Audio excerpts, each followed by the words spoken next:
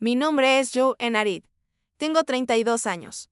Sirvo como mayor en el ejército de los Estados Unidos. He pasado mi carrera en lugares de los que la mayoría de la gente solo escucha en las noticias de la noche. He estado en tormentas de arena tan densas que no podías ver al hombre a tu lado. He caminado por mercados donde una mirada equivocada podría hacer que te siguieran. He estado en habitaciones donde una decisión tomada en silencio mantenía a las personas con vida. Ninguna de esas cosas importaba para mi padre, no en su mundo. Eres solo una soldado insignificante, dijo, su voz suave y divertida, llevando fácilmente sobre el bajo murmullo de la conversación. La risa, alrededor de la mesa de caoba larga, era educada.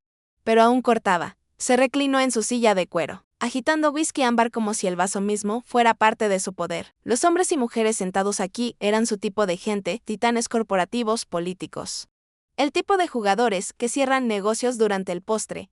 Mantuve mi rostro inmóvil. Los años en el ejército me habían enseñado que el silencio puede ser más efectivo que cualquier réplica. Mi mano descansaba ligeramente sobre el mantel de lino mientras escuchaba el tintineo de los vasos de cristal. El raspado de un cuchillo contra la porcelana. Entonces lo vi. Estaba de pie, cerca de la entrada de servicio, medio en sombra, con un traje que no hacía nada para disimular la tensión en su postura. Reconocí su rostro al instante. Hace 2 años, en Cable, su foto había sido parte de un informe clasificado. Un asesino a sueldo contratado confirmó asesinatos en 3 países. Desapareció sin dejar rastro, y ahora estaba aquí, a 10 metros de distancia, escaneando la habitación con ojos que no dejaban nada al azar. Y vi a quien estaba observando. 2 asientos abajo de mi padre, conversando animadamente con un senador de los I.U., estaba el general Marcus Hale, 4 estrellas. Jefe de Estado Mayor del Ejército, un hombre que había comandado a Miles, cuya palabra podía mover unidades a través de continentes. El asesino no estaba aquí para charlar. Mi pulso se aceleró, pero mi entrenamiento tomó el control. Bajé la mirada a mi regazo. Saqué mi teléfono de mi bolso y abrí una línea segura. Una conocida por exactamente 3 personas. Marcus Hale era una de ellas. Mis pulgares se movieron rápido. Levántate y sal ahora. No preguntes por qué. Toqué enviar. Al otro lado de la mesa. Hale hizo una pausa a mitad de frase. Extendió la mano hacia su teléfono con una naturalidad que parecía ensayada, miró la pantalla, luego levantó los ojos hacia los míos. El contacto duró menos de un latido. Luego se levantó de su silla. Senador, terminemos esta conversación mañana, dijo, y su voz era tan uniforme que nadie parpadeó. Se apartó de la mesa, sin que sus asistentes estuvieran a la vista. El tenedor de mi padre flotó a medio camino hacia su boca. ¿Qué? Nunca lo terminó. El asesino se alejó de la pared, siguiendo a Hale hacia la salida. Fue entonces cuando los 2 asistentes aparecieron, aparentemente de la nada, moviéndose para interceptarlos. El intercambio fue silencioso, controlado. Una pieza de coreografía que había visto antes, en lugares donde nadie más entendía lo que estaba pasando hasta que ya había terminado. La mesa zumbó con la continuación de las conversaciones sobre tendencias del mercado y esfuerzos del AVI. Mi padre miró a las figuras que se iban, con los labios presionados en una línea. Volví mi mirada hacia mi plato. El sabor de la contención familiar en mi lengua. No sabía lo que acababa de hacer. No sabía que, la hija que él llamaba insignificante, acababa de evitar algo que hubiera destrozado esta habitación y enviado ondas de choque mucho más allá de ella. Y por ahora, me contentaba con que siguiera siendo así. El aire de la mañana era fresco, el tipo que llevaba un leve mordisco. Incluso a través del vapor que salía de mi taza de café. Estaba de pie en el porche de mi apartamento, viendo despertar la calle cuando comenzó el golpeteo. No el golpe educado de un vecino, sino el tipo de golpe que llevaba autoridad. No tuve que abrir mi teléfono para saber la dirección a la que se dirigían, cuando llegué a la finca de mi padre. SUVs negras llenaban el camino. Hombres y mujeres, con chaquetas oscuras, se movían con precisión por las puertas principales, radios sujetas a sus solapas. El escudo dorado en sus hombros captaba la luz de la mañana. Interpol. Entré sin anunciarme. Mi padre estaba en el vestíbulo, todavía con su bata, su cabello despeinado. Confusión, retorciendo sus facciones en algo desconocido. ¿Qué es esto? ¿Qué está pasando? Exigió, pero su voz carecía de su habitual autoridad. El agente principal se acercó, con una carpeta bajo el brazo, sin decir una palabra. Sacó una fotografía de una funda de plástico y la sostuvo entre 2 dedos. Vi el color desvanecerse del rostro de mi padre, sus ojos fijos en la imagen como si pudiera cambiar si la miraba lo suficiente. Era él estrechando la mano del hombre de la noche anterior. El asesino. Sus labios se abrieron, pero no salió sonido alguno. Su mirada se desvió hacia mí por una fracción de segundo. Una pregunta no dicha, una acusación y algo más que no pude nombrar, todo entrelazado. El tono de la gente era neutral. Profesional tenemos más, pero creo que esto es suficiente por ahora. Alrededor de nosotros, los cajones se abrían y cerraban, las cajas eran sacadas. El caos ordenado de una operación bien ejecutada. Tomé un sorbo del café que había traído conmigo. Su calor. Un extraño contraste con el frío que se asentaba sobre la habitación. Aquí estaba, el hombre que había pasado años disminuyéndome, reduciendo mi trabajo a nada más que seguir órdenes. Ahora de pie en el centro de su propia casa, mientras extraños desmantelaban su imperio. Y la belleza de todo esto era que no había necesitado alzar la voz ni hacer una escena. Él me había ridiculizado frente a sus compañeros. Me había visto como algo ornamental, como mucho. Pero cuando llegó el momento, actué en silencio, con decisión. Y ahora le estaba viendo cómo las paredes se cerraban a su alrededor. Para sorpresa de mi padre, el general de 4 estrellas obedeció mis palabras al instante. Esa obediencia había desencadenado una cadena de eventos que condujeron a esta mañana, a esta fotografía. A la realidad de que nada en su vida sería igual jamás. No sonreí. La venganza, al menos para mí, nunca se trató de satisfacción por la ruina de alguien. Se trataba de equilibrio, de asegurarme de que las balanzas, una vez inclinadas, se pusieran nuevamente en su lugar, y mientras el agente principal volvía a meter la foto en su funda, me di cuenta de algo más. Esto no era el final. Solo era el comienzo de la historia que nunca planeé contar. Desearía poder decir que la opinión de mi padre sobre el ejército nació de la ignorancia. No fue así. Fue convicción. Para él, las únicas batallas significativas se libraban en las salas de juntas sobre contratos, adquisiciones y participación de mercado. El éxito se medía en informes trimestrales y el tamaño de la lista de clientes. En su mente, el uniforme que llevaba era un símbolo de potencial desperdiciado. Una declaración de que había elegido la servidumbre sobre la ambición. Desde que tengo memoria, él tenía un plan para mí. Escuela privada para la Ivy League, pasantías de verano en su empresa. Un asiento en primera fila para el imperio que estaba construyendo para que pudiera aprender sus entrañas antes de tomar el mando. Incluso tenía una línea de tiempo para cuando me uniera como asociada junior. No era una sugerencia. Era la forma que mi vida debía tomar. Mi madre lo veía de manera diferente. Ella era callada en público, pero feroz en privado. Y tenía una forma de hacerme creer que mis elecciones importaban. Cuando le dije que quería servir, no me dijo que estaba equivocada. Me preguntó por qué. Le dije que no se trataba de demostrarme a mí misma ante nadie. Se trataba de hacer un trabajo que sintiera que significaba algo. Ella escuchó, sonrió, y por un tiempo. Eso fue suficiente para protegerme del peso de la decepción de mi padre. Ella se convirtió en mi aliada de pequeñas pero cruciales maneras. Cuando mi padre desestimó mi interés en el programa ROC, fue ella quien me animó a asistir a la reunión formativa. De todos modos, cuando se burló de la idea de que me levantara a las 5 de la mañana para hacer ejercicios. Me compró mi primer par de zapatillas de correr adecuadas. Y cuando firmé mis papeles de alistamiento, fue ella quien vino a la jura, sentándose en la primera fila, aplaudiendo hasta que sus manos se pusieron rojas. Ese equilibrio, su protección por un lado, su desaprobación por el otro, dio forma a mis primeros años más de lo que me di cuenta en ese momento. Me enseñó a mantenerme firme sin gritar, a tomar decisiones en silencio y a mantenerme firme en ellas. Pero el equilibrio no dura para siempre. Ella murió de repente de un ataque al corazón. Yo estaba aún en mi primer tour, destinado en el extranjero. La llamada llegó en medio de la noche.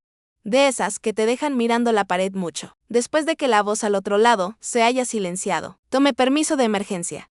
Volé a casa y entré en una casa que ya no se sentía como la mía. Mi padre no me recibió en el aeropuerto. Estaba demasiado ocupado gestionando los arreglos. El servicio fue elegante, caro e impersonal. Su vida se condensó en un programa con su nombre impreso en letra dorada. Me paré en el podio para hablar, solo para sentir el peso de sus ojos sobre mí, advirtiéndome que no lo hiciera personal. Que no hablara de cosas que él no creía que pertenecieran al público. De todos modos, dije lo que necesitaba decir. En pocos meses, se volvió a casar. Ella era más joven que yo por unos pocos años, con el cabello perfecto y una sonrisa que nunca llegaba a sus ojos. Su boda se celebró en la misma casa donde mi madre solía decorar para Navidad. No fui invitada a estar a su lado.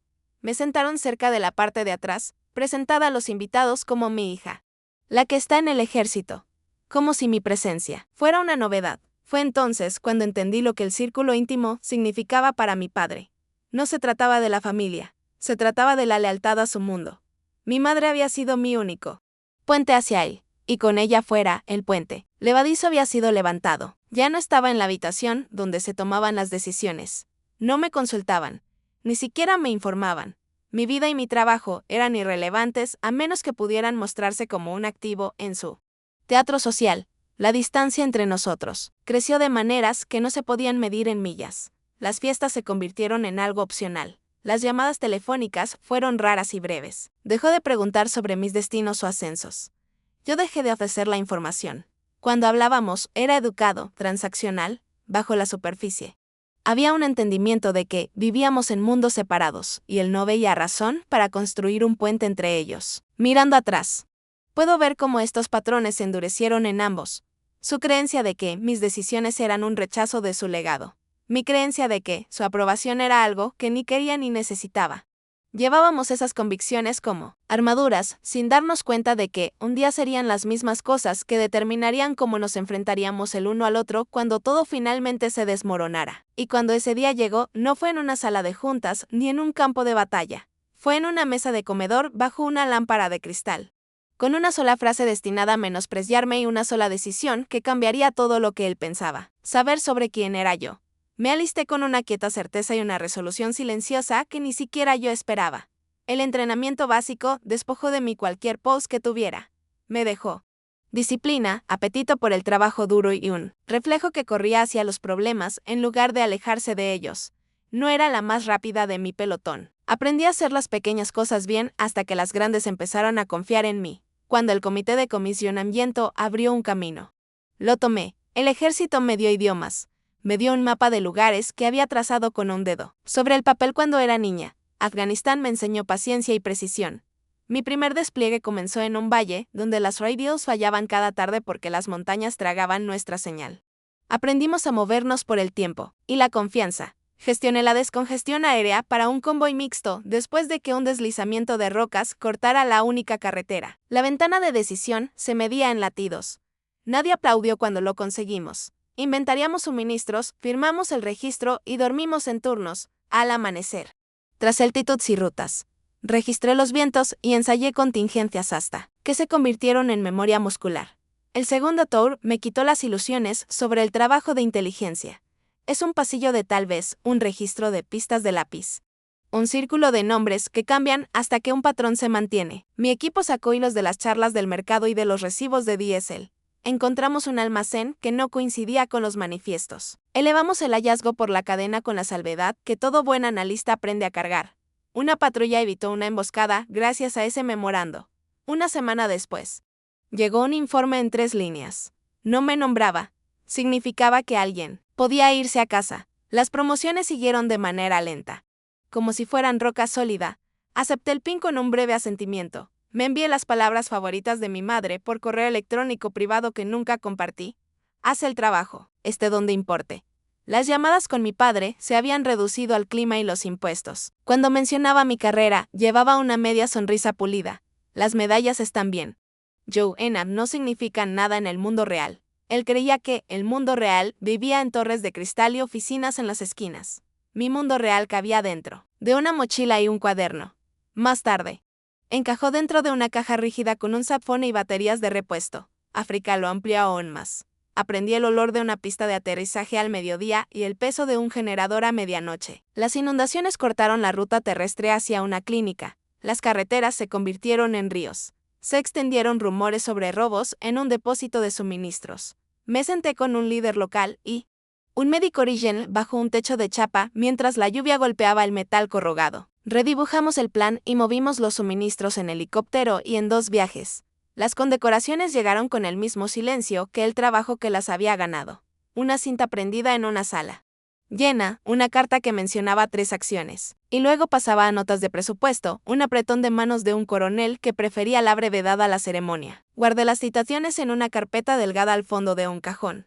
En las noches cuando la luz parpadeaba, las sacaba, no para sentirme importante, sino para releer los pequeños errores que aún quería arreglar y corregir. El hábito me protegió del orgullo y de la desesperación. Aprendí a tomar los elogios como datos. Aprendí a calificarme por los resultados en lugar de por los aplausos. La distancia no solo crece a través de los océanos. Crece en las pausas entre oraciones. Cuando volví a casa por breves ventanas de tiempo, Mi padre me presentó con una sonrisa que llevaba una marca de interrogación. Esta es mi hija. Ella está en el ejército. Sonaba como una nota al pie. Preguntó sobre estrategias de salida y habilidades transferibles. Respondí educadamente. No le entregué mis historias. Las guardé donde pertenecían. Dentro de las personas que las vivieron, algunas lecciones se endurecen hasta convertirse en un motivo que puedes sentir en la palma de tu mano. Donde se te necesite, actúa sin pedir crédito. Deja las cosas, mejor de lo que las encontraste. No lo diseñé como una marca. Se convirtió en una. El mando notó. Los equipos notaron. El general Marques Hale notó. Mucho antes de la noche en la cena de mi padre. Él me vio ocupar el lugar de un capitán ausente, sin previo aviso. Me vio cerrar un lazo suelto antes de firmar mi nombre. La confianza no es un discurso. Es un registro. El mío no era llamativo. Era línea tras línea de silenciosa finalización.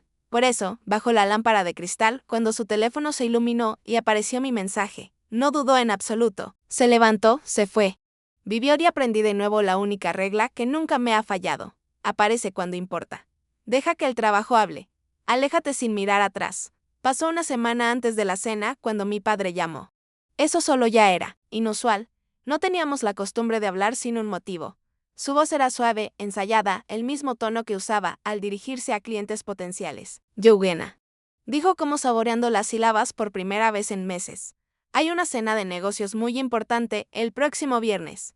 Quiero que estés allí. Las palabras cayeron como una piedra en agua tranquila. Ondas de sospecha expandiéndose, hacia afuera. Mi padre nunca me invitaba a eventos como este. La última vez que había estado en uno de sus encuentros corporativos fue hace años, sentada en el extremo de una mesa larga. Presentada de paso y rápidamente olvidada por las personas que importaban en su mundo. ¿Por qué?, pregunté, manteniendo mi tono neutral. Eres mi hija. Es importante que ciertas personas te conozcan. La pausa que siguió fue deliberada. Significaría algo. No especificó qué significaría ni a quién. Sabía que era mejor no esperar detalles. Parte de mí quería rechazarlo. Tenía suficiente en mi plato. Un nuevo encargo acababa de llegar a mi escritorio. Y todavía estaba cerrando los informes de acción posterior de mi última rotación en el campo. Pero algo, en su voz, una mezcla calculada de orgullo y necesidad, me hizo dudar. Había una corriente subterránea allí que no lograba leer. Está bien, dije finalmente, estaré allí. Me dije a mí misma que era una obligación social, una forma de mantener la frágil paz entre nosotros. Puedes asistir a una cena, escuchar las historias, sonreír educadamente y marcharte sin cambios. Ese fue el trato que hice conmigo misma. La noche llegó con un aire invernal, lo suficientemente agudo como para hacerte doler. El chofer de mi padre me recibió en la acera fuera de mi apartamento, sujetando la puerta con un gesto de cabeza. El interior del coche olía ligeramente a cuero y cedro, y la ciudad pasaba rápidamente por el vidrio tintado en rayas de luz. El club privado estaba escondido detrás de una fila de fachadas sin marcar en una calle estrecha donde el tráfico parecía callarse a sí mismo. Desde afuera, todo era moderación, manijas de latón. Sin letreros. Por dentro, el mundo cambiaba. La entrada se abría hacia un pasillo panelado en madera oscura, pulida hasta un brillo que reflejaba la suave luz ámbar. Pinturas al óleo cubrían las paredes, no paisajes genéricos, sino retratos de hombres con trajes a medida y mujeres con vestidos. Cada uno representado con tal detalle que casi podías escuchar el susurro de la tela. Sus ojos parecían seguirte, un comité silencioso, evaluando tu dignidad para seguir adelante. Una anfitriona con un vestido negro nos saludó con la sonrisa entrenada. No espontánea. Su voz era lo suficientemente suave como para que te inclinaras para escuchar. Por aquí. Sin Jedrid, su mesa está preparada. El suelo estaba alfombrado lo suficientemente grueso como para tragarse el sonido de los pasos. El personal se movía con precisión, equilibrando bandejas de copas de cristal y cubiertos de plata. El aroma en el aire era una mezcla cuidadosa, de algo floral y algo más oscuro, tal vez hoja de tabaco, diseñado para hacerte sentir tanto bienvenido como ligeramente en tensión. Pasamos por una sala de biblioteca a la izquierda, cuyas paredes estaban forradas con libros encuadernados en cuero, lomos estampados en dorado. Una chimenea crepitaba en la ojera, aunque nadie se sentaba cerca de ella. A la derecha, un pequeño bar brillaba bajo luces empotradas, botellas dispuestas como trofeos. El comedor en sí mismo era un estudio de opulencia, mesas largas cubiertas con mantel blanco, cada una con tarjetas de lugar escritas en una elegante caligrafía. Las sillas eran de respaldo alto, tapizadas en un burdeos profundo, del tipo que te obligaba a sentarte de manera más recta sobre nuestras cabezas. Las lámparas de cristal colgaban lo suficientemente bajas como para captar el destello de la cristalería. Mi padre caminaba delante de mí, asintiendo con la cabeza a conocidos, estrechando manos con ese tipo de apretón que duraba justo lo suficiente para señalar control. Lo seguí. El clic de mis tacones amortiguado por la alfombra, observando cómo la habitación parecía vibrar con una competencia sutil. Cada gesto, cada mirada era una transacción. Se detuvo en una mesa, cerca del centro de la sala. Una de las mejores posiciones para la visibilidad. Te sentarás aquí, dijo, sacando una silla para mí. Su tono dejaba claro que no era una cortesía, era colocación. Mientras me sentaba, escaneé la habitación, notando los grupos de conversación. La forma en que las personas se medían entre sí con evaluaciones rápidas. Me recordé a mí misma porque estaba allí, una noche de resistencia, educada, nada más. Sin embargo, había una presión en mi pecho. Una sensación de que esto no era simplemente una cena. Se sentía más como el movimiento inicial de un juego. Yo no había aceptado jugar, y en algún lugar profundo, una voz que había aprendido a confiar susurró que necesitaría prestar atención. Esa noche no pasaría en silencio. Cuanto más tiempo permanecía sentada en la mesa, más notaba los patrones. Cada risa alta era un poco demasiado medida. Cada apretón de manos duraba un poco demasiado. Era el tipo de habitación en la que todos intentaban leer a los demás sin parecer que lo hacían. Algunas caras las reconocí de revistas financieras y segmentos políticos en televisión, pero había otras caras que no significaban nada para mí en un sentido social, pero que cargaban con cierto peso. Llevaban expresiones que no coincidían con sus voces. Escaneaban la habitación con barridos calculados, los ojos posándose en cada persona como si asignaran un valor. Cuando mi padre comenzó a presentarme a sus invitados, su tono era frío, casi funcional. Esta es mi hija Joanna. Ella está en el ejército. Lo dijo como algunas personas podrían presentar a un familiar que colecciona sellos. Un dato interesante pero irrelevante. No mencionó mi rango, mi servicio, ni los lugares en los que había estado. Para él, el detalle que importaba era que llevaba un uniforme. Y aún así lo entregó como si fuera una reflexión secundaria. Extendí la mano, ofrecí una sonrisa educada y recibí asientos en señal de respeto. Las charlas triviales fueron predecibles. ¿Cuánto tiempo has servido?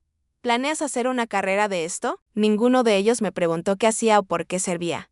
Aún así, adopté el hábito de escuchar más que hablar. Los años en el campo me enseñaron que las conversaciones rara vez se tratan de las palabras habladas. Se tratan de las palabras que las personas eligen no decir. Entre las preguntas de rutina y las risas, capté insinuaciones de temas protegidos, acuerdos aún no públicos, alianzas que se estaban ponderando. A mitad de una ronda de presentaciones, mi padre fue llamado a saludar a un recién llegado. Me encontré de pie junto a un hombre con traje de carbón, sus gemelos captando la luz con cada sutil movimiento. Se inclinó ligeramente hacia mí, su voz tan baja que no trascendió más allá de nosotros. ¿Sabes quién es ese?, preguntó, levantando apenas el mentón para señalar a alguien al otro lado de la habitación. Seguí su línea de visión. El hombre al que se refería estaba de pie solo en ese momento, cerca de la entrada de servicio, alto, delgado, con una postura engañosamente relajada. No necesitaba mirar dos veces. Hace 2 años, su foto había sido pegada en el interior de una carpeta de informes en Cabeble. La había memorizado como se memoriza el rostro de una tormenta. Porque saberlo podría darte una oportunidad de sobrevivirla.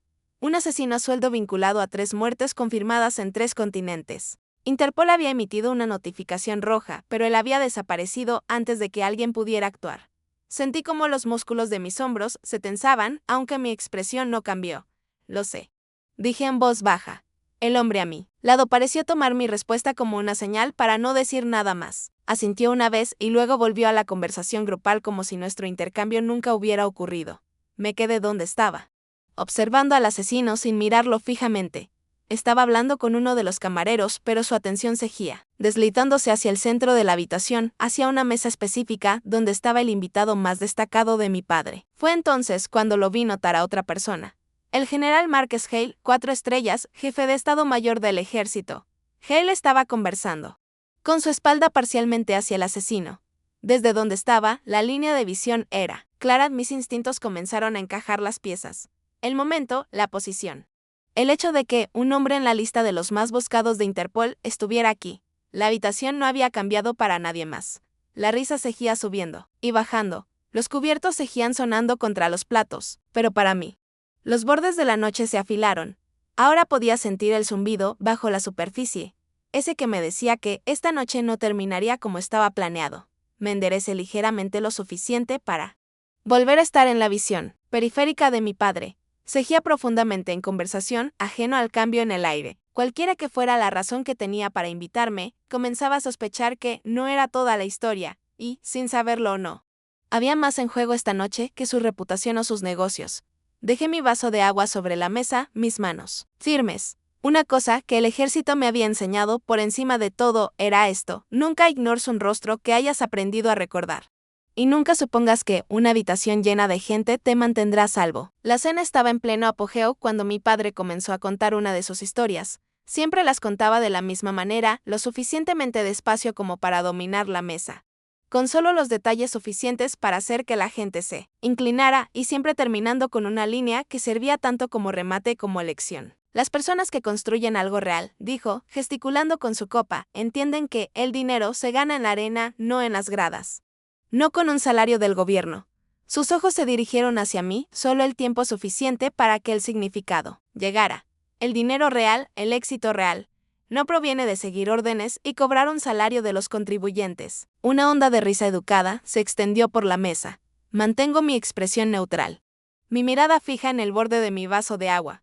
Años de inspecciones de uniforme y sesiones informativas de misiones me habían enseñado a mantener mi postura, incluso cuando el aire se volvía denso.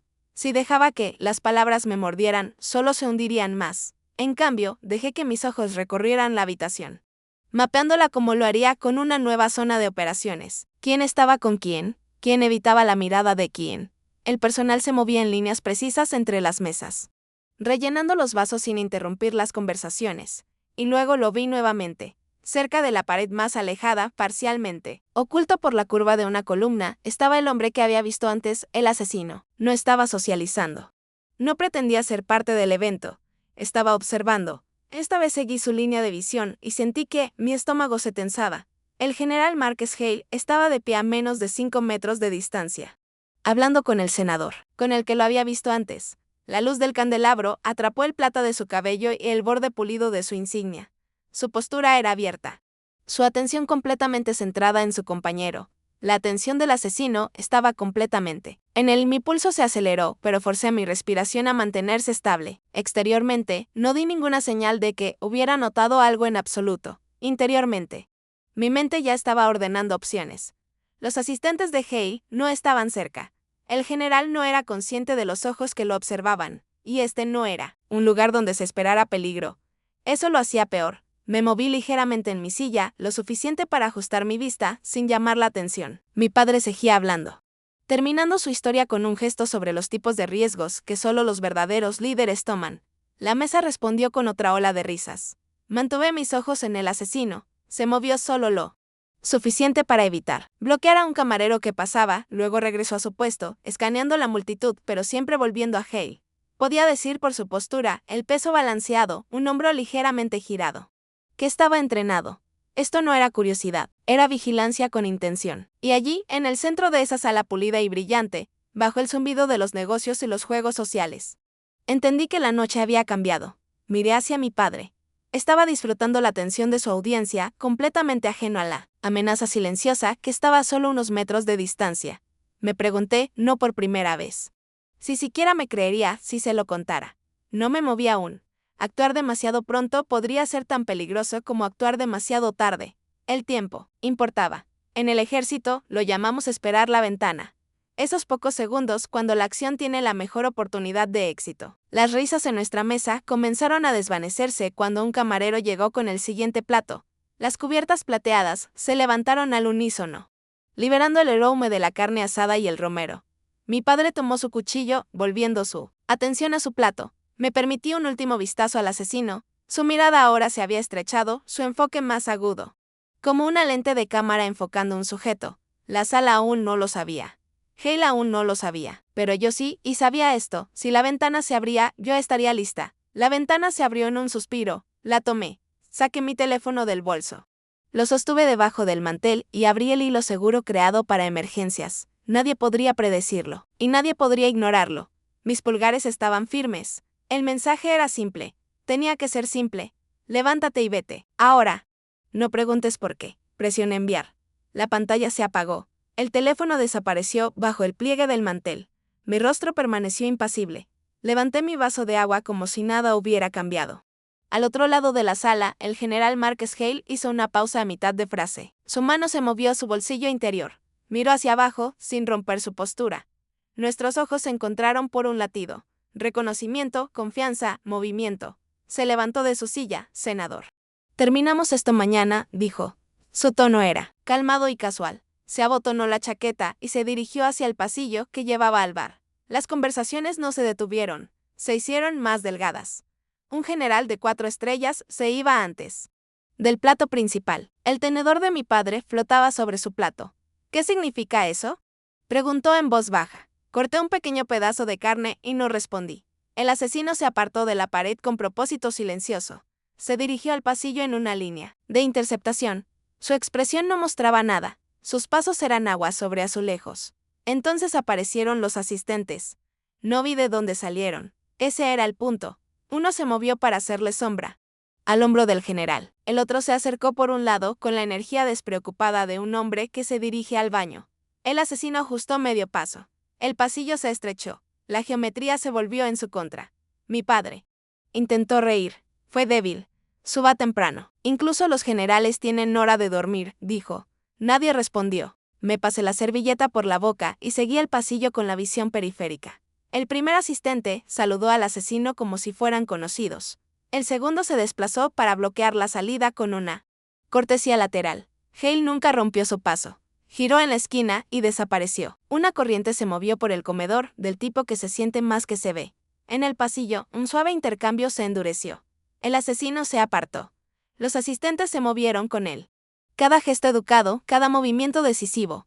3 hombres se detuvieron cerca de la puerta de servicio. Un cuarto llegó desde el pasillo de la cocina.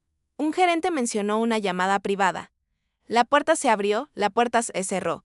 El pasillo se vació. La mayoría de las personas solo vio cortesía y logística. Registraron la ausencia de un hombre poderoso y el regreso de la calma. Para ellos, la noche continuó. Para mí, el cableado había cambiado. Mi padre se inclinó más cerca. ¿Le dijiste algo?, preguntó. La pregunta era un cuchillo envuelto en terciopelo. Dejé que el vapor difuminara el borde de mi visión. Hice un pequeño encogimiento de hombros. Recordó algo. Eso es todo. Al otro lado de la sala. El senador miró su reloj. La anfitriona levantó un teléfono. 2 miembros de seguridad que no habían existido 5 minutos antes estaban donde una pintura proyectaba una sombra ovalada. El asesino se había ido. Los asistentes se habían ido. La presión se desangraba del aire. Mi pulso se rezagó. Forcé mi respiración a un ritmo constante. 4 tiempos dentro. 4 tiempos fuera. Tragué agua que no tenía sabor. El truco para un movimiento silencioso no es la acción.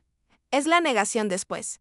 Niega el pico su eco y las personas se convencerán de que nunca hubo un pico en absoluto.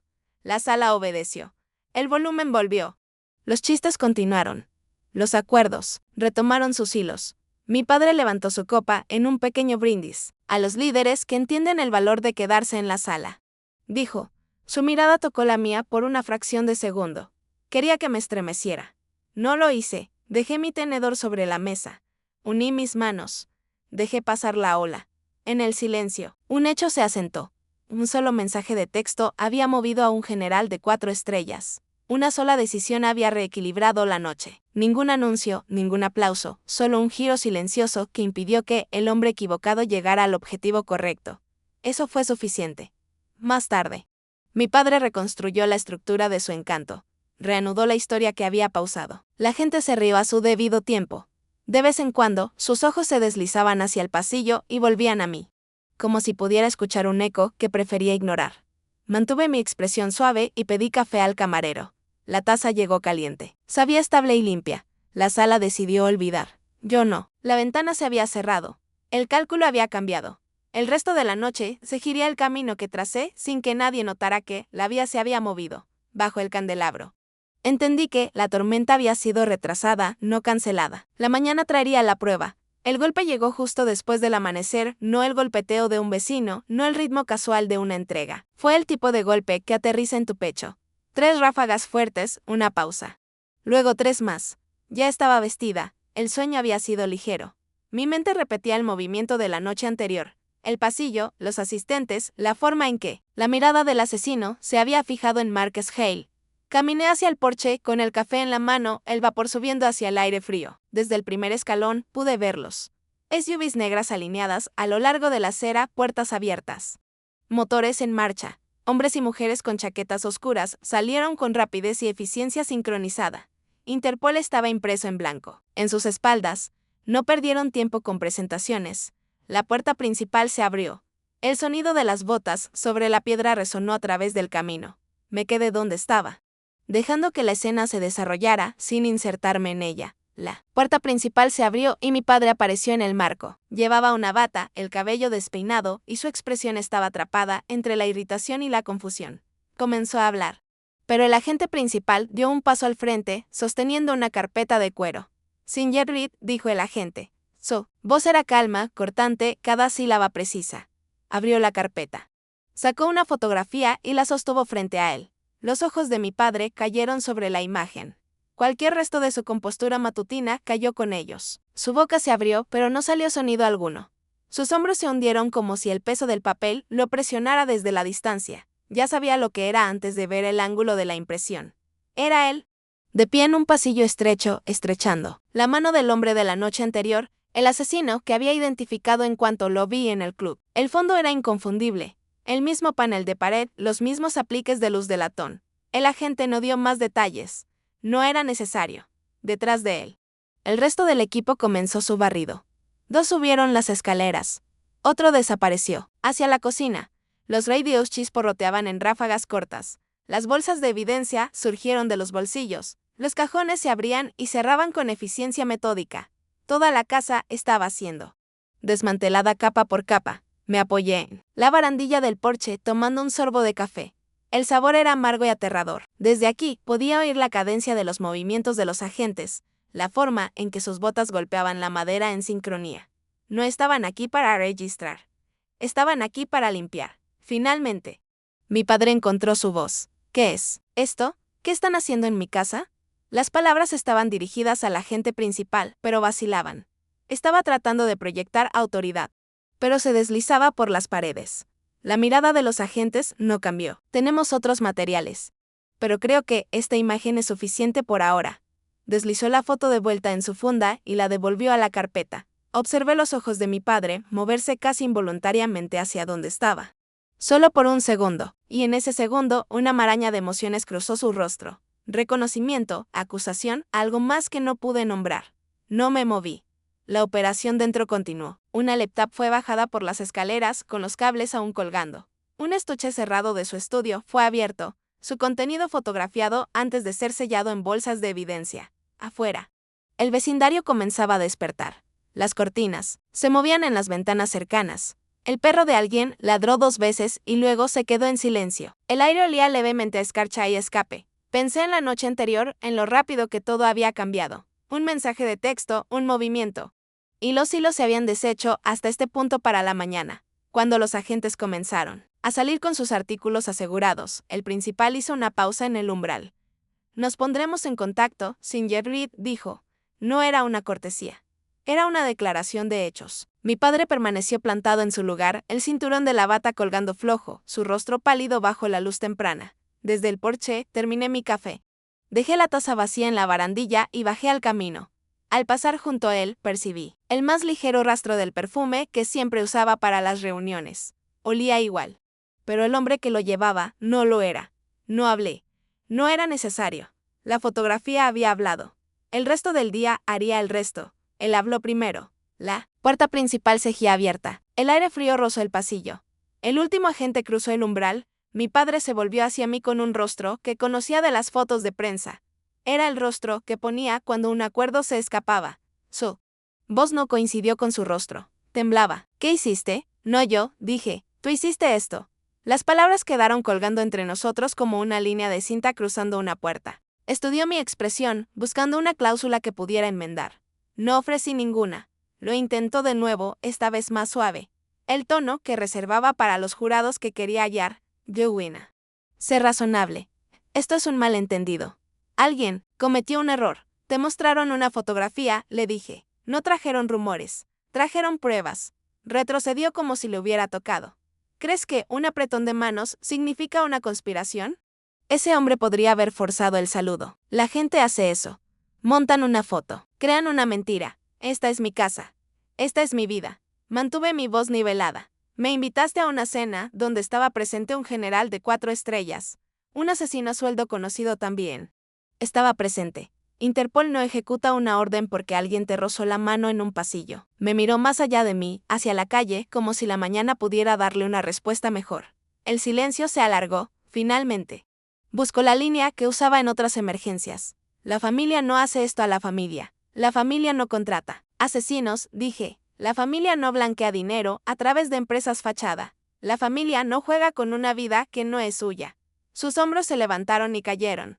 Luego regresó el estratega. El hombre, que trataba la presión como aire, dio un paso más cerca, la bata rozando el azulejo. Si le dijiste algo a ese general, deshazlo. Aún tienes tiempo. Diles que fue un error. Di que malinterpretaste un rostro en una habitación llena. ¿Quieres que recule lo que vi con ojos entrenados? Le dije, ¿quieres que mienta para que sobreviva? ¿Una historia que prefieres? La puerta principal se cerró con un clic. La casa sonaba vacía, sin la confianza que solía habitarla. Soy tu padre, dijo.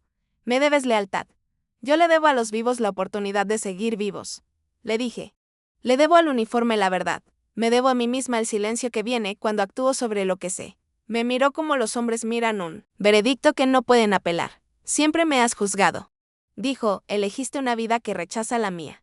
Elegí una vida que no necesita aplausos para ser real. Dije, el debate no terminó en la puerta. Pero a la tarde comenzaron las llamadas. Un primo quería saber si había traicionado a mi propia sangre. Un viejo compañero de clase envió una sola palabra, héroe, con un signo de interrogación. Un colega me envió 3 palabras. Lo hiciste bien. Un presentador de radio en vivo enmarcó la historia como lealtad versus ley. Los oyentes se dividieron en partes iguales. Extraños en línea eligieron equipos. Algunos dijeron que había traicionado a la familia. Otros dijeron que había salvado una vida. Ambos reclamaban la alta moralidad. Los agentes regresaron para un breve seguimiento. Mi padre se negó a sentarse. Caminó por el vestíbulo y exigió nombres. Preguntó sobre la jurisdicción.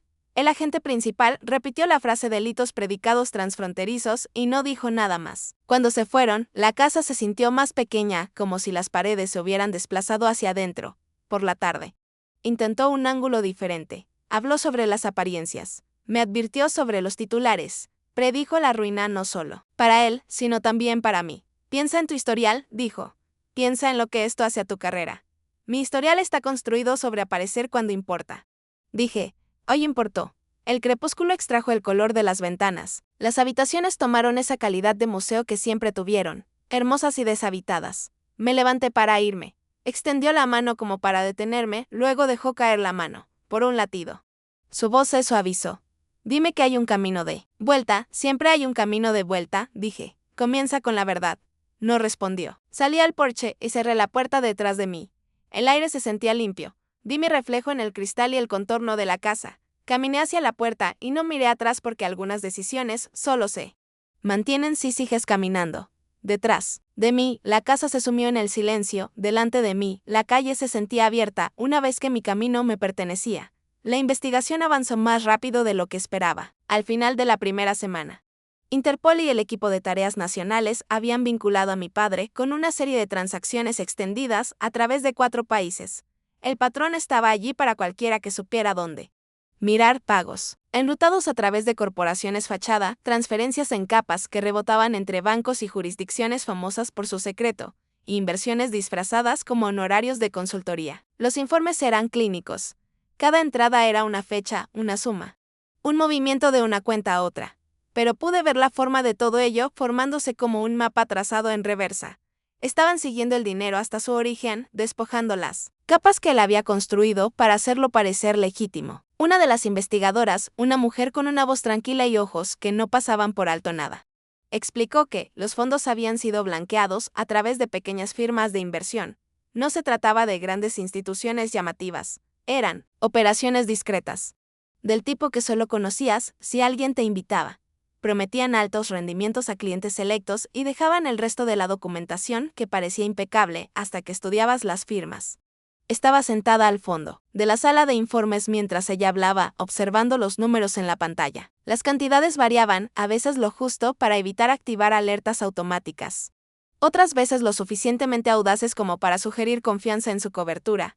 Lo que todos tenían en común era que se movían en un círculo, siempre, regresando a cuentas que se podían rastrear hasta alguien en la órbita de mi padre. Fue extraño estar allí sabiendo que el hombre del que hablaban era el mismo que una vez me dio una conferencia sobre pagar las facturas de la tarjeta de crédito a tiempo. En su mundo, las apariencias lo eran todo y él había construido una versión de sí mismo que podría pasar cualquier inspección casual. Fue entonces cuando los recuerdos comenzaron a alinearse. Recordé estar en casa durante un permiso hace unos años. Entrando en su estudio para dejar una carpeta que me había pedido. Estaba al teléfono, hablando con ese tono cortante que usaba cuando no quería que lo escucharan. El plan sigue en marcha, dijo. No me preocupa el tiempo. En ese momento. Asumí que era un proyecto de negocios, tal vez una fusión o un trato de propiedades. Su trabajo siempre había estado lleno de términos que no seguía de cerca.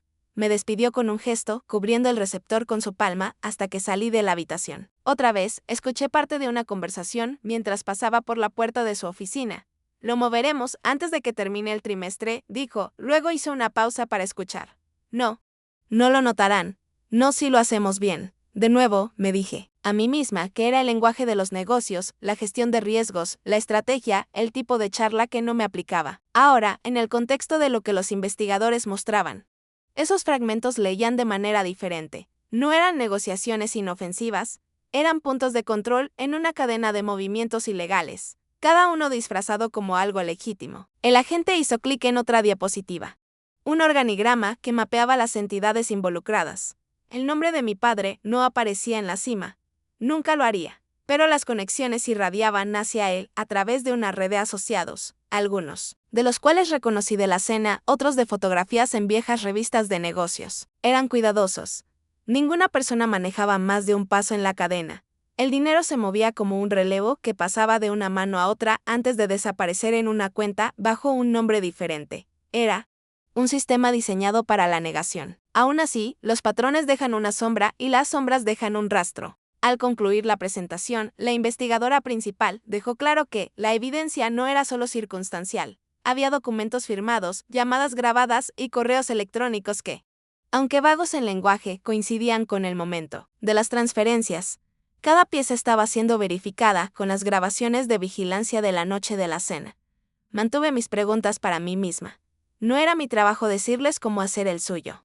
Pero no podía ignorar el hilo que recorría. Todo, la necesidad de mi padre de controlar los resultados. Fuera un trato corporativo o una empresa criminal, lo trataba como un juego de ajedrez, confiado de que podía mover las piezas sin que nadie viera todo el tablero. Al salir de la sesión informativa, volví a pensar en esas llamadas telefónicas, en lo fácil que me había sido aceptar sus explicaciones o no preguntar ninguna. En mi trabajo, me habían entrenado para ver conexiones que otros no veían, pero con él. Dejé que la familiaridad suavizara mi filo. Eso no volvería a suceder. La foto solo era el principio. Los archivos que siguieron contaban una historia, más complicada que la avaricia. En la segunda semana, el equipo de tareas me informó en una sala sencilla que olía a marcadores secos y café. La investigadora principal trazó un arco de presión. Mi padre no solo había perseguido el beneficio, había tomado dinero para tapar un agujero que no debería haber existido. Y luego se enteró de que el prestamista no era un prestamista, en absoluto. El nombre en la diapositiva estaba redactado, pero el contorno era claro. Un financiero con cobertura diplomática, un mecenas de las artes en público.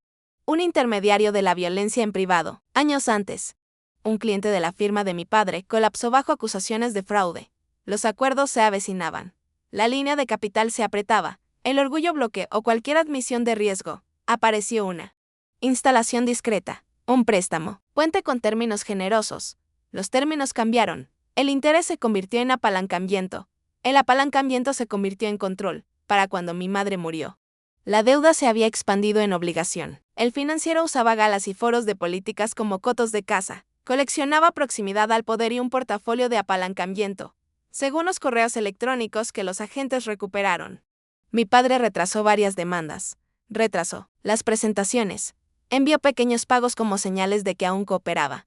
El patrón se mantuvo hasta la solicitud que intersectó mi vida. Organizar acceso al senador y al general Hale. En la misma noche, le pregunté a la investigadora si mi padre sabía que la violencia estaba en la mesa. Ella hizo una pausa. Luego respondió con cuidado. Puede que no haya sabido el método. No podría haber ignorado la posibilidad. El financiero tenía un historial de usar contratistas cuando el apalancamiento fallaba. Los viajes del asesino coincidían con el itinerario del patrocinador para 2 eventos anteriores en 2 continentes. Los puntos no requerían imaginación. Requerían la honestidad para nombrar lo que el poder hace cuando está acorralado. La vergüenza es una mala arquitecta. Construye habitaciones sin puertas. Al mirar atrás, recordé gestos que nunca encajaron en una narrativa limpia. Una llamada que mi padre hizo después de medianoche el invierno anterior. Su voz rasposa. Déjala fuera de esto. Ella no es apalancamiento. Una donación a una fundación de seguridad registrada a nombre de un amigo. Más tarde, la fundación financió capacitación protectora para un juez que había fallado en contra del aliado del patrocinador. En ese momento, asumí que estaba señalando virtud. Ahora veía a un hombre resistiendo sin nombrar el peligro, esperando que las medidas a medias pudieran mantenerlo en la puerta. Los agentes encontraron giros bancarios que cubrían la matrícula del hijo de un paralegal. El paralegal que manejaba los viajes para el asistente ejecutivo del patrocinador. Encontraron un segundo teléfono en la caja fuerte de la oficina de mi padre con una aplicación de calendario detrás de un código simple. El calendario listaba almuerzos de caridad y 2 funerales. Debajo de cada entrada había una etiqueta de 2 letras que coincidía con las transferencias bancarias enlutadas a través de intermediarios de arte. Era elegante en la misma forma en que la podredumbre parece elegante desde la distancia. Columnas ordenadas que enmascaraban el olor. Me gustaría decir que el descubrimiento me suavizó. No lo hizo. Me complicó. Podía sostener 2 verdades al mismo tiempo. Él había quebrantado la ley. También había intentado, de maneras torcidas, mitigar el daño. Esos esfuerzos no lo absolvieron. Mapeaban el tamaño de la trampa. Él había entrado con arrogancia y se quedó con miedo. La correa se apretaba cada vez que fingía que era un collar. Una tarde, la fiscal preguntó si consideraría hacer una declaración sobre su carácter. Dije que hablaría sobre los hechos que conocía. No lavaría motivos. Ella sintió y cerró su carpeta. Al salir, mencionó algo que yo no sabía. Meses antes de la cena, mi padre rechazó una invitación a un retiro privado organizado por el patrocinador. Su rechazo le valió una advertencia, disfrazada de cortesía. El mensaje era simple: paga con dinero o paga con sangre. Cuando los agentes entrevistaron al personal del club, un camarero recordó una curiosa instrucción de un hombre del equipo del evento: mantén el pasillo junto a la puerta de servicio libre a las 9:20. No dejes que el carrito del bar se quede. Otro miembro del personal recordó que le dijeron que bajara la intensidad de las lámparas a un 50% a las 9:15. Ajustes pequeños, tiempo preciso, una habitación arreglada para borrar segundos. El tipo de edición que le da a un contratista justo el espacio suficiente para actuar y desaparecer. Conduje a casa bajo una ligera lluvia que convertía los semáforos en halos suaves. Mi padre me dijo una vez que cada elección es un libro mayor, costos en un lado, beneficios en el otro. Él creía que podía mantener los números equilibrados moviendo las columnas. La investigación sugería una aritmética más dura. Algunas deudas se cobran solas y traen amigos. Por la noche, reproduje fragmentos que había ignorado. Su frase durante esas viejas llamadas regresó con un significado más frío. El plan sigue en marcha. Pensé que se refería a una fusión. Ahora entendí que había estado intentando mantener a los lobos fuera de la mesa sin admitir que existían. Si había una semilla de redención en él, vivía en esa negación. Quería que el peligro fuera contenible para que no lo viéramos. La verdad no lo liberó. Liberó mi juicio y mi misericordia. El tribunal olía a papel y desinfectante. Una capa neutral destinada a borrar lo que las personas llevaban dentro. Los reporteros se agolpaban en los escalones, los micrófonos listos, las cámaras parpadeando en rojo. Mantuve la mirada al frente. Me registré en la sala de testigos.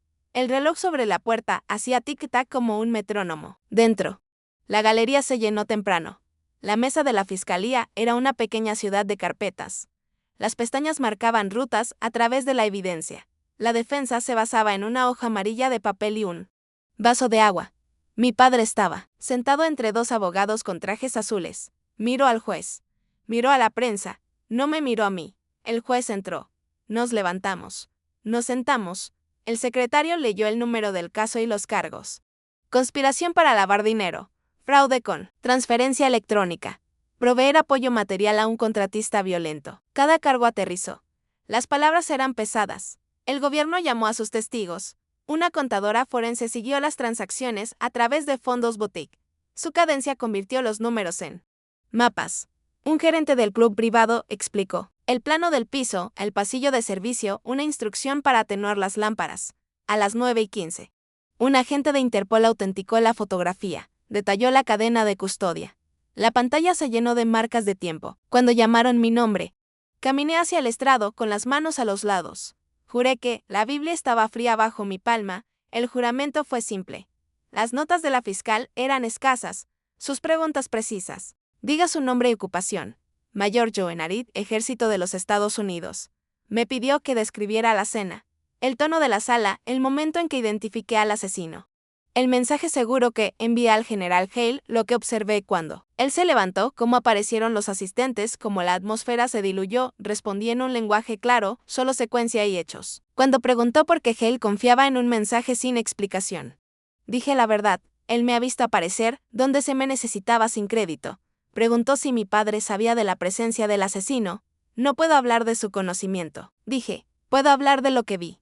Un general de 4 estrellas y un contratista conocido dentro del mismo espacio. Un pasillo ajustado en un horario preciso. El abogado defensor se levantó con una sonrisa medida. Preguntó si resentía el mundo. De mi padre, si el servicio había estrechado mi visión, si veía amenazas por entrenamiento. Mantuve mi tono firme. Yo informo, no proyecto. Reconocí un rostro memorizado en Cabeble.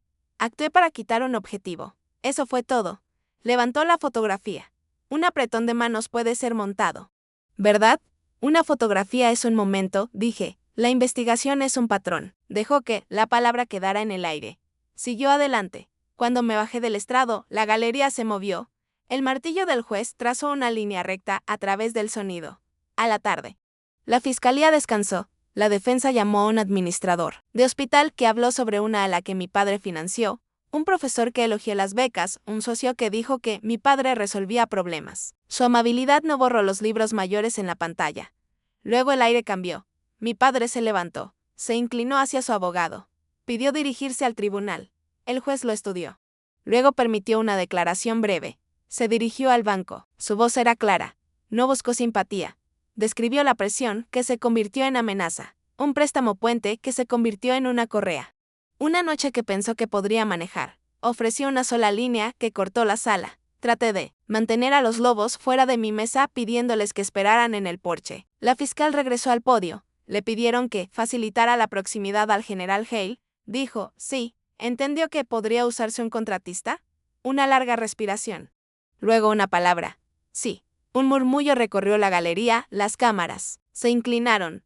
El martillo del juez restauró la superficie. Los abogados conversaron. Comenzó una discusión sobre un acuerdo a la vista.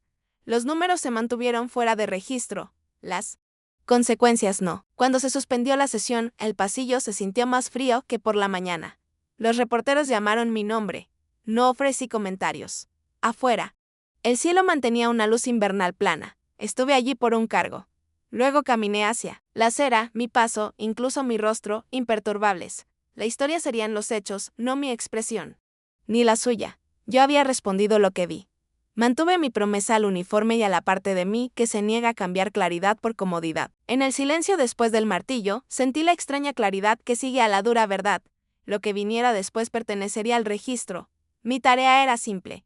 Mantener la fe con los hechos. Conmigo misma y con el servicio. El juez pidió un breve receso.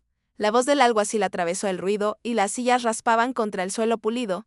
Mi padre se quedó sentado mientras sus abogados se inclinaban, susurrando rápidamente. No los miró. En cambio, por primera vez en años, sus ojos encontraron los míos. El acero habitual y la astuta diversión desaparecieron. Ninguna sonrisa irónica, ningún borde. Solo una mirada larga y desprotegida que aterrizó más pesada que cualquier sentencia. No era remordimiento, no el abierto, pero algo había cambiado. Pude verlo en la forma en que sus hombros no estaban cuadrados para la exhibición. En cómo no intentó desafiarme como si esto fuera otro de nuestros concursos privados. Hubo una ausencia de actuación, como si la energía para fingir finalmente se hubiera agotado. Cuando se reanudó la corte, su abogado principal se levantó y anunció, Su Señoría. Mi cliente desea cambiar su declaración en varios cargos. Un murmullo recorrió la galería. Los reporteros buscaron sus teléfonos, sus dedos volando sobre las teclas. Los ojos de la fiscal se estrecharon, escaneando sus notas. El juez levantó una ceja, pero asintió para que la defensa procediera. Mi padre se levantó lentamente pero con firmeza y se enfrentó al banco. Su voz sonó clara, sin esfuerzo. En los cargos de conspiración y apoyo material, me declaro culpable. El aire cambió. No se inmutó al sonido de las plumas rascando ni al clic de las cámaras y sus ráfagas. Luego agregó, lo hago con el entendimiento de que otros que actuaron bajo mi dirección, sin conocimiento del alcance total, no serán procesados. Fue un movimiento calculado, pero no puramente estratégico. Los nombres que estaba protegiendo no eran desconocidos. Algunos eran empleados de larga data, un primo que había trabajado con los libros sin saber hacia dónde llevaban los números. Incluso uno de los camareros de esa cena a quien le habían dicho que mantuviera las luces bajas. Al aceptar la mayor parte de la responsabilidad, estaba cortando el lazo que podría haberlos arrastrado a la misma corriente. No me mencionó ni como una súplica por mi seguridad, ni como una ficha de negociación. Pero la omisión decía lo suficiente. Si hubiera querido arrastrarme, podría haberlo hecho, retorciendo la interpretación de mi advertencia a Marques Hale, sugiriendo que había actuado fuera de mis órdenes, alimentando la defensa con una teoría de colusión. No, lo hizo. Y en esta sala, el silencio podía ser tan deliberado como el habla. La fiscal conversó con su equipo. Luego se dirigió al juez. Honoraremos el acuerdo siempre y cuando la cooperación del acusado sea completa y verificable. Mi padre asintió. Una vez, no había triunfo en ello, solo aceptación.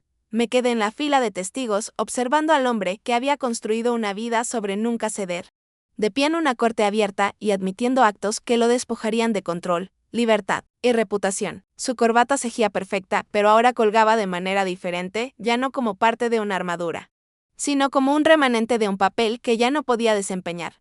El juez preguntó si esta declaración se hacía de manera voluntaria, sin coacción. Sí, dijo mi padre. ¿Estaba satisfecho con el consejo de su abogado? Sí. ¿Entendía las consecuencias? Una pausa y luego. Lo entendí. El golpeteo del martillo lo hizo oficial. Un momento después, no hubo más sonido que el suave zumbido de las luces. Luego el juez fijó una fecha para la sentencia. Los abogados recogieron sus papeles.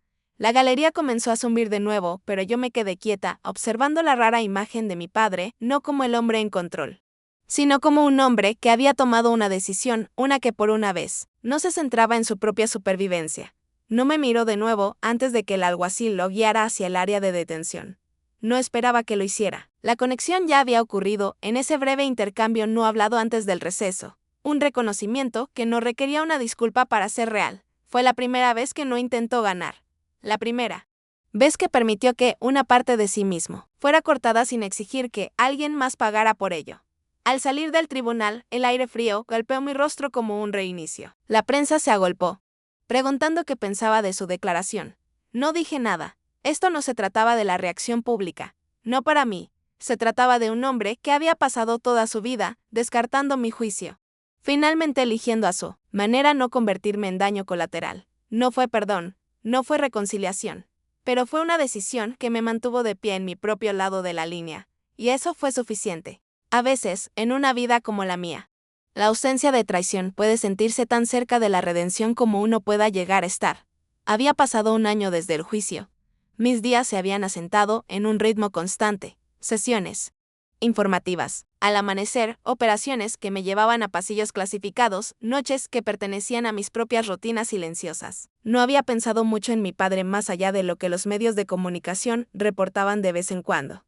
Traslados de prisioneros y apelaciones denegadas. Un chequeo de salud que insinuaba un envejecimiento acelerado entre rejas.